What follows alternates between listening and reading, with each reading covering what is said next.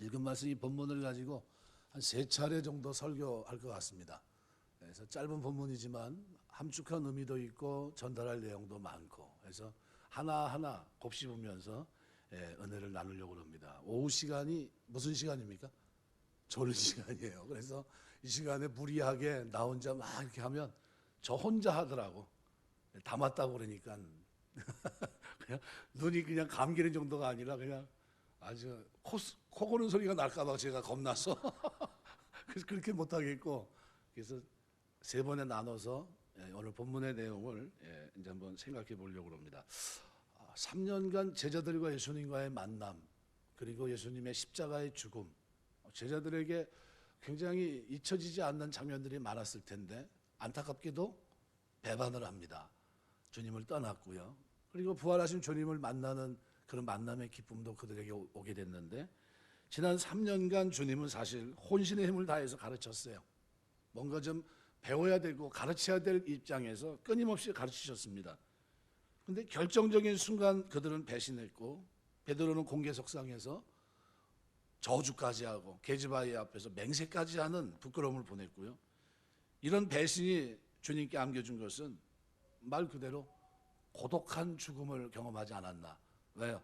그래도 제자들은 옆에서 좀 곁에서 있었으면 참 좋을 텐데 다 떠나고 도망가고 두려워 떨고 있고, 그죠? 3년간 가르쳤는데 공술의 공수거식으로 아무것도 없어요. 다 도망가고 다 아무것도 없어요. 그런데 지금 이 고독한 죽음에서 다시 부활하셨고 살아나십니다. 그리고 지금 배신자들과 지금 함께하고 있어요. 우리 같으면 할 말이 참 많았을 것 같아요. 네가 어떻게 그럴 수 있냐 그러면서부터 야단도 칠 수 있을 것 같고요. 근데 누구 하나 감히 어떤 말을 못 꺼내요. 눈치만 이렇게 보는 것 같아요. 뭐라고 그러실까? 우리 주님이 우리의 행동을 보면서 어떤 말씀을 하실까? 과연 뭐라고 하며 얘기하면 긴장하면서 들어야 될 텐데 귀를 곤두세우고 있습니다. 이런 상황이라면 여러분 어떻게 하시겠습니까? 배운 정도에 따라 다를 수 있고요. 가정, 가품에 따라 다를 수 있고요. 어느 집안은 와장창할 집안이 있고요. 어느 집안은 조용히 지나갈 집안이 있을 거고 그럽니다. 예수님은 어땠을까요? 감정이 앞서는 사람이라면 나중에 후회할 망정. 일단 아마 퍼붓고 말았을 겁니다. 어떻게 그럴 수 있냐 하면서. 좀 심한 사람은, 통제가 안 되는 사람은 막 폭력적인 그런 모습을 보일 수도 있습니다. 그러나 감정을 절제할 줄 아는 사람이라면 아마 조곤조곤 얘기하면서 설명을 했을 겁니다. 뭐가 잘못됐는지, 왜 배신했는지 그 이유를 따지려고 들 겁니다. 그런데 그보다 더 나은 사람이라면 지나간 과거는 모두 불문에 붙인 채 다시는 인간답지 않게 배신자가 되지 말 것을 점잖게, 그러면서 따끔하게 아마 훈계를 했을 겁니다. 배신자를 찾아가지 않았다면 모르되 일단 찾아간 이상 대개의 경우는 이 3가지 또는 4가지 방법 가운데 한 편을 택했을 겁니다. 저는 1번입니다. 오늘 번호를 참 많이 얘기하는데 여러분 몇 번이십니까? 4번이세요. 아이고, 아까는 4번이고 지금은 제가 1번이라 저는 성격이 급해서 막 할 얘기를 해야 돼요. 못 참습니다. 막 퍼붓고 막 했을 것 같은데. 그런데 우리 주님은 그렇게 하지 않으셨어요. 택하신 방법은 우리와 전혀 다릅니다. 배신자들에게 보복을 가한다든가 원인을 규명하거나 훈계하지도 않았고요. 제자들의 대표격인 베드로에게 이렇게 물었습니다. 내가 나를 사랑하느냐라는 거죠. 사람 때린다고 해서, 폭력적으로 행사한다고 해서 사람이 되는 게 아닙니다. 이유를 따지고 훈계한다고 해서 사람이 배신하지 않는 것도 아니고요. 한번 배신한 사람은 기회만 닿으면 몇 번이고 배신할 수 있습니다. 그런데 이 모든 것들을 함축한 하나의 행동이 필요한데 그것이 뭐냐면 예수님의 결론이죠. 사랑입니다. 사랑은 허다한 죄를 덮어요. 그리고 덮으면서 주님께서 물어보십니다. 내가 나를 사랑하느냐고. 사랑을 받은 사람은 등을 돌리기가 어려워요. 사랑은 배신하지 않고요. 사랑엔 오직 그 사랑하는 대상, 나를 사랑해 주신 사랑을 따라갈 수밖에 없고 쫓아갈 수밖에 없는 겁니다. 그래서 주님께서는 주님을 배신했던 제자들을 향해서 이런 질문을 던집니다. 내가 나를 사랑하느냐라는 질문이에요. 이 질문은 오늘 우리가 살아가면서 하나님 앞에 대답해야 될 질문이기도 합니다. 나는 주님을 사랑하기 때문에 모든 것을 하고 있는가? 아니면 내 면 때문에, 내 얼굴을 세우기 위해서 체면 때문에 사람들이 나를 보고 있으니까 그렇게 살고 있는지, 아니면 주님의 그 사랑의 감격에 겨워서 그 길을 걷고 있는지, 이거는 우리가 자꾸 질문을 던져봐야 될 모습입니다. 진정으로 사랑한다고 하는 것은 사랑의 대상에 최고의 가치를 부여하는 것을 의미합니다. 우리나라 9월 달 이때쯤 되면 춘향가 혹시 들어보셨습니까? 어린 아이들이 배워가지고 거음고 소리에 맞춰서 춘향가 이렇게 부르는 걸 보면 쟤도 인생길을 제가 잘 잡은 건지 모르겠다는 생각이 들 정도로 어떻게 저렇게 그런 소리가 나오지 싶은 그런 곡이 나오는데요. 춘향가에 나오는 이몽룡과, 그죠? 우리가 알고 있는 춘향이가 변학도의 회유, 협박, 모진 고문 속에서 그가 어떻게 정조를 지킬 수 있었을까? 이유는 뭘까요? 사랑 때문입니다. 이몽룡에 대한 사랑, 그 사랑이 그로 하여금 모든 것을 이기고 견딜 수 있게 했던 거죠. 사랑하는 아버지를 위해서 인당수, 우리가 심청이의 물속에서, 이게 백령도에 있다고 합니다. 제가 백령도에 한번 가보고 싶은데요. 이유는 이게 거기 있대요. 그래서 한번 하여간 기회가 되고 언젠간 가야지. 그래가지고 한번 물어봤어요. 배편이 어떻게 되는지 물어봤는데, 이게 인천에 사는 사람들은 싸답니다. 굉장히 싸대요. 우리 말도 안 되는 금액이에요. 그것도 백령도 사는 사람들은 얼마 되지도 않아요. 5천 원도 안 되는 것 같아요. 근데 여기서 만약에 거기를 여행 삼아 가려고 하면요, 왕복, 편도가 아니라 왕복 티켓이 제주도 가는 것보다 비싸요. 한 20만 원 정도 한다고 합니다. 그래서 포기했어요. 언제 기회가 되면 좀 싸지면 한번 가봐야 되겠다 하는 생각을 가지고 있습니다. 심청이가 왜 그랬습니까?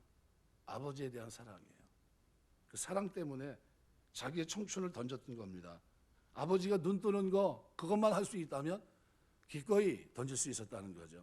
우리나라 일제 때 안중근 의사가 조국을 위해 자기 생명을 초계와 같이 버릴 수 있었던 것은 그 당시 그에게 있어서 사랑하는 조국의 독립보다 더 귀한 일, 나라를 사랑하는 그 사랑이 그에게는 너무나도 귀하고 값진 일이었기 때문입니다. 하나님의 독생자이신 예수님께서 하늘의 보좌를 버리시면서까지 이 땅에 오셔서 인간의 구원자가 되셨던 것은 하늘의 보좌를 지키는 것보다 죄인인 오늘 우리를 사랑하는 것이 그분에게는 더 귀중했기 때문이죠. 나를 위해 주님이 나를 사랑한다는 겁니다. 배신자 제자들을 향해서 주님께서 오늘 본문 15절에 이렇게 표현합니다. 요한의 아들 시몬아, 내가 이 사람들보다 나를 더 사랑하느냐? 이 사람들이라고 하는 것은 베드로를 제외한 10명의 제자를 뜻합니다. 주님께서는 베드로에게 다른 10명의 제자들보다 더욱 주님을 사랑하고 있는지를 물으셨던 거죠. 그런데 성경의 본문을 자세히 보시면 이 사람들보다라는 단어 밑에 우측 상단에 보면 숫자로 2가 써 있습니다. 뭐라고 되어 있습니까? 성경 아래쪽 난을 보면 2번 뭐라고 되어 있습니까? 혹 것들보다 또는 것들보다 이렇게 써 있어요. 무슨 얘기일까요? 내가 이것들보다 나를 더 사랑하느냐? 의미심장한 말씀이 됩니다. 사물을 가리키는 이것들, 이건 뭘 얘기할까요? 제자들이 조금 전 삶의 터전으로 삼았고 예수님 말씀을 잊어버리고 갈릴리 바다에서 밤새 고기를 잡았지만 허탕을 쳤던 삶의 터전, 그걸 말합니다. 주님은 그들이 모든 것으로 여기며 살아왔던 세상을 그것보다 나를 더 사랑하느냐라고 묻고 계신 거예요. 이것은 우리가 가끔 살아가면서 던져야 될 질문입니다. 내가 나를 사랑하느냐, 세상에 네가 사랑하는 그것보다 나를 더 사랑하느냐는 질문은 우리가 스스로에게 자꾸 던져봐야 돼요. 내가 진짜 주님을 사랑하는지, 사랑하기 때문에 이렇게 살고 있는 건지, 아니면 세상을 내가 더 사랑하는지, 이걸 명확하게 하셔야 됩니다. 주님께서는 그것보다 주님을 더 사랑하는지 물으셨던 거죠. 그렇다면 주님의 말씀은 이런 뜻이 됩니다. 제자들이 밤이 맞도록 헛그물질을 했던 갈릴리 바다를 가리키면서 내가 이 공허한 갈릴리보다, 너희가 삶의 타전으로 삼았던 이 갈릴리보다 나를 더 귀하게 여기느냐, 나를 더 사랑하며 살 수 있겠느냐라는 거죠. 제자들이 주님과의 약속을 망각하면서까지 그 뭔가 얻으려고 혈안이 되었던 물고기를 가르치면서 주님이 하신 말씀입니다. 이제 곧 썩어질 이 소유보다도 나를 더 귀하게 여기며 이 땅을 살아낼 수 있겠냐고 물으신 거죠. 주님은 이 세상을 가리키면서 물었습니다. 내가 공동묘지로 끝날 수밖에 없는 이 덧없는 세상보다 나를 더 귀하게 여기면서 나를 사랑하며 이 땅을 살아낼 수 있겠냐는 거죠. 주님께서 우리 앞에 서시어 우리가 가장 귀하게 여기고 불끈 움켜쥐고 있는 그것을 가르치면서 오늘 우리에게 이런 질문을 던집니다.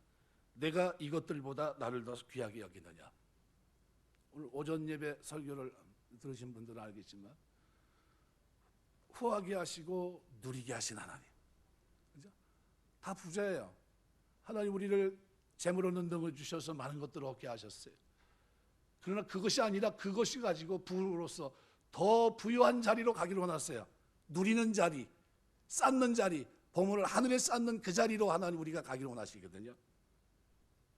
네가 지금 가장 귀하게 여기는 그 소유보다 누리는 그것을 더 사랑할 수 있겠느냐라는 질문을 던진다면 어떻게 하시겠습니까?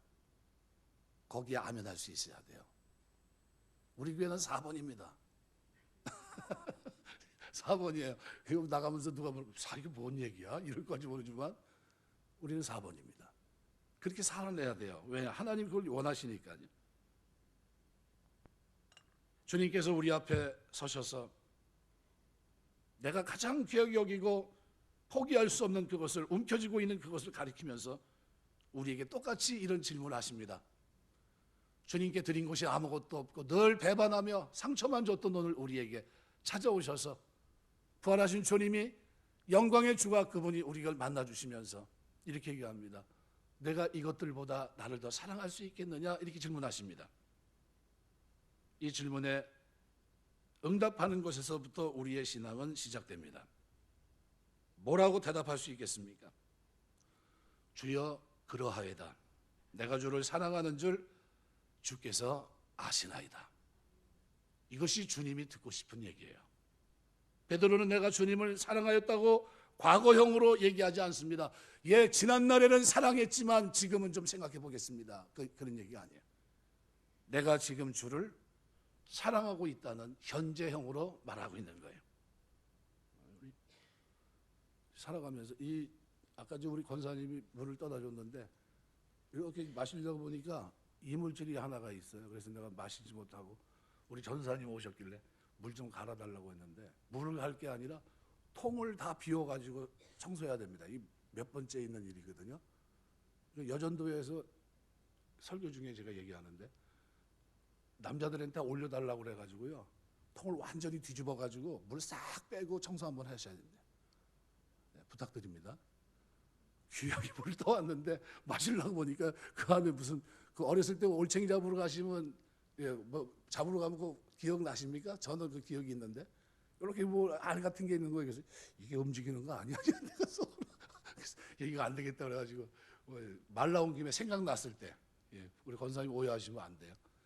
물을 떠왔는데 물을 제가 바꾸라고 그래가지고 우리 전사님이 또 갔다 왔거든요. 그 이유는 그런 이유가 있었어요. 그래서 가만히 보면서 청소를 하긴 했는데 저거는 청소를 잘하는 것 같아요. 여름이라 무더위에 혹시 약간 오염이 될 확률이 없잖아 있으니까요.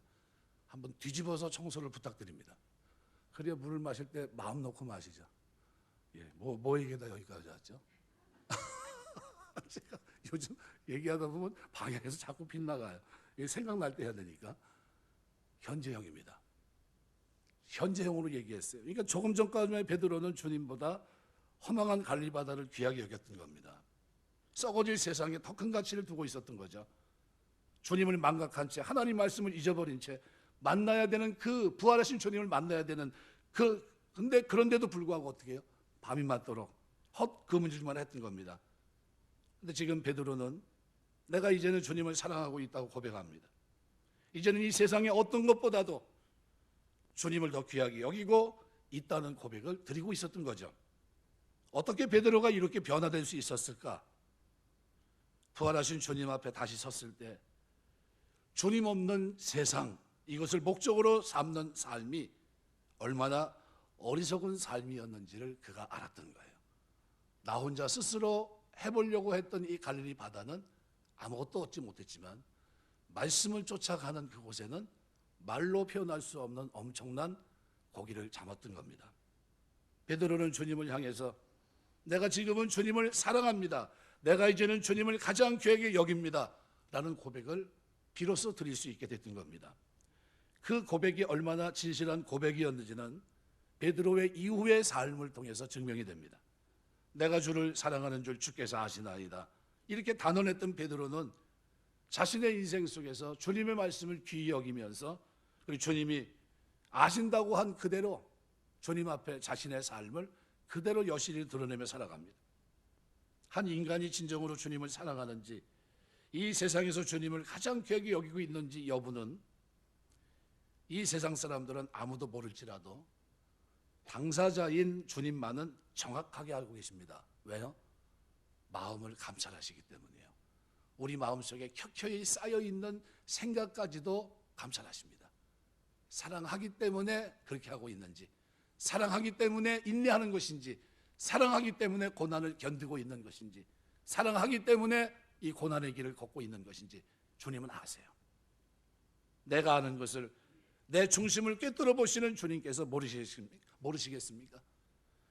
중요한 것은 베드로가 이와 같은 고백을 할 수 있었던 것은 베드로가 위대했기 때문이 아닙니다. 부활하신 주님께서 배신자였던 베드로를 친히 찾아와 주셨기 때문입니다. 그것도 3번씩이나 말입니다. 베드로가 한 것이라고는 단지 부활하신 주님 안에 있는 영원한 생명과 그 사랑을 확인한 것밖에 없습니다. 2000년 전 베드로를 찾아 갈릴리로 향하셨던 그 부활의 주님께서 지금 어디 계십니까? 우리를 찾아오셔서 우리 가운데 계십니다. 그렇다고 한다면 이제 우리가 그분의 영원한 생명과 사랑을 확인해 봐야 되지 않겠습니까? 가만히 생각해 보십시오. 그분의 생명, 그분의 사랑이 아니었던들 어찌 우리 같은 죄인이, 나 같은 진리의 배신자가 감히 이 거룩한 자리에, 거룩한 성도의 자격으로 나와 앉아 있을 수 있겠습니까? 영원한 생명 속에 그 사랑의 이 법칙 속에 거하는 자가 되어 이 땅을 살아갈 수 있겠습니까?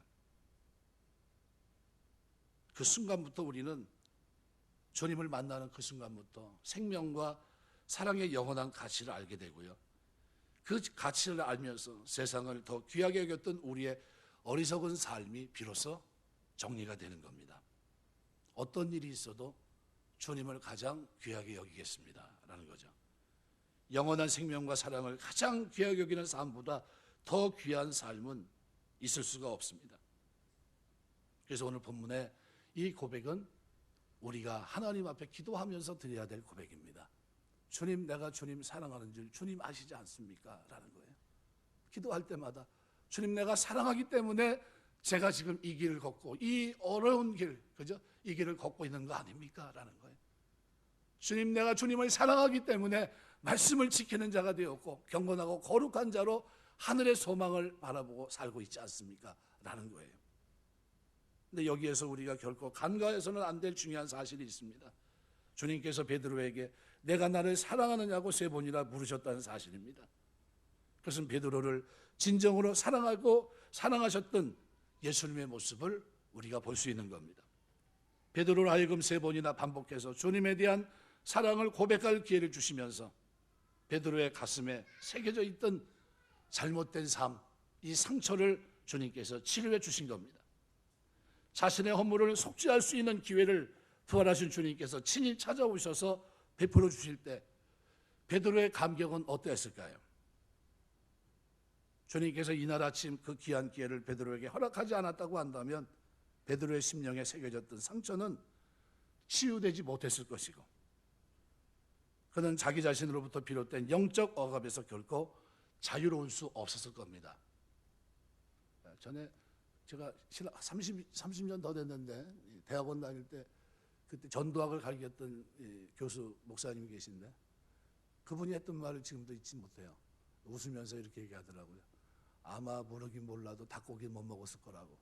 닭 우는 소리에 3번 울고 통곡하면서 했던 사람이 아마 평생 그 사람은 닭만 보면 울었을 거라고 그 얘기합니다. 주님 사랑합니다 하면서 닭고기가 넘어가겠냐고 그렇게 얘기했더라고요. 근데 그 말이 얼마나 웃은지 전도사 때 웃었던 기억이 있습니다. 아마 평생 닭고기 못 먹었을 거예요. 닭튀김도 못 먹었을 거고 닭만 보면 주님이 생각났을 겁니다. 내가 나를 사랑하느냐는 질문이 떠올랐을 겁니다. 주님 앞에 떳떳하게 설 수 있는 기회를 주님께서 베풀어 주신 겁니다. 이렇게 보면 모든 것이 실로 기회로 설명될 수 있습니다. 왜 우리를 구원하셨습니까? 죽을 수밖에 없는 죄인에게 하나님께서 새로운 삶의 기회를 주시기 위한 구원을 우리에게 주신 겁니다. 왜 회개의 의미가 뭡니까? 또 다른 기회를 하나님이 주신 거예요. 7번씩 7번이라도 용서, 이것도 뭡니까? 기회입니다. 사랑이 뭡니까? 다시 기회를 허락하는 겁니다. 왜 주님은 부활하셨습니까? 인간답지 않은 우리에게 참 사람으로 살 수 있는 기회를 주시기 위해서 첫 열매가 되셨던 겁니다. 그럼 이런 관점에서 그리스도인이란 뭘까요? 주님에 의해 쓰임받는 기회의 도구예요. 아직도 기회를 잡지 못한 사람들에게 기회를 제공할 수 있는 단초가 되는 겁니다. 한 사람이라도 더 많은 사람에게 어떤 의미에서건 기회를 주는 삶을 살아내는 겁니다. 그래서 이후 베드로의 삶은 많은 사람들에게 회개하고 새로운 기회를 제공하는 그 일에 아낌없이 쓰임받습니다. 참된 그리스도인이란 내가 좋아하는 사람은 물론이고 나를 배신한 사람들에게까지도 기회를 베풀 수 있는 사람이에요. 우리 주님은 사랑하는 제자들뿐만 아니라 오늘 우리에게 영원한 기회를 주셨습니다. 지금은 은혜 받을 만한 때요, 지금은 구원의 날이다. 엄청난 기회를 주셨어요. 회개하고 돌아올 수 있는 기회를 주셨고요, 그 일에 가치를 부여하고 살아낼 수 있는 기회를 우리에게 주셨습니다. 하나님의 복음의 영광을 위해서 살 수 있는 그 기회를 우리에게 주셨습니다. 이유가 뭡니까? 참된 그리스도인이란 생명이요 사랑이신 주님을 그 중심에 모신 자이고, 주님께서 주님을 배신했던 나에게 새로운 기회를 주시고 내 중심에 좌정에 계신 것은 나를 배신한 그 사람에게 나를 통해서 나에게 주셨던 것과 똑같은 기회를 주시기 위함을 알고 있기 때문에 점차 누구를 닮아갑니까? 그리스도를 닮아가는 삶이 나에게 있어지게 된다는 거예요. 그래서 신앙이 성숙하면 용서도 자연스러운 거고요, 신앙이 성숙하면 하나님 앞에 죄인들을 위해서 섬기는 삶이 자연스러운 겁니다. 굉장히 낯설어 보이고 굉장히 힘들어 보이는 장면이 신앙이 성숙하면 이것이 내 삶의 한 부분이 되어가는 겁니다. 누굴 닮아서요? 나를 사랑하시는 주님, 그 사랑의 주님을 내가 만나면서 주님은 오늘 우리에게 이런 질문을 던집니다. 말씀하겠습니다. 내가 나를 사랑하느냐? 네가 사랑했던 이것들보다 나를 더 사랑하느냐고 물으십니다. 이 질문에 우리는 언제든지 똑같은 대답을 드릴 수 있어야 돼요. 주님, 내가 주님을 사랑하는 줄 주님이 아십니다. 이것들보다 내가 주님을 더 사랑하는 줄 주님이 아십니다. 내가 그렇게 추구했던 세상보다 내가 이제는 주님을 사랑하는 사람이 되었고, 주님께서 나에게 보여준 그 사랑을, 그 기회의 가치를 위해서 내가 이제 많은 사람들에게 복음 안에서 이 기회를 주기 위해서 기도하고 섬기고 그들의 구원을 위해서 헌신하고 있습니다. 이것이 진정한 우리의 대답이 되어야 될 줄 믿습니다. 이 질문을 자꾸 자신에게 던지고요, 거기에 대답하면서 내가 주를 사랑하는 줄 주께서 아십니다.